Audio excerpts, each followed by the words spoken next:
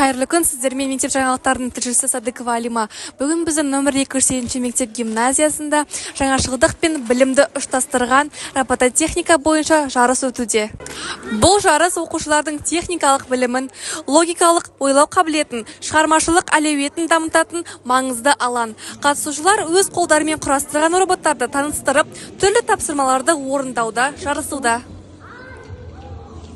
Жалпы бүгінгі жарыс туралы Жарыс өте күшті болған және көптеген балалар өз жұмыстарын тиянақты түрде жасап жатыр. Жалпы сіздер өздеріңіздің жұмыстарыңызды қалай бағалайсыздар? Жұмыстарымызды өте күшті болып, бұйырған орын аламыз деп ойлаймыз. Нөмір 208 мектеп гимназиясында өткен робототехника жарысы өз мәресіне жетті. Жарыс барысында оқушылар өздерінің білімін, тапқырлығын және техникаға деген қызығушылығын ерекше көрсете білді. Жеңімпаздарды шын жүректен құттықтаймыз. Бұл тек бастамасы.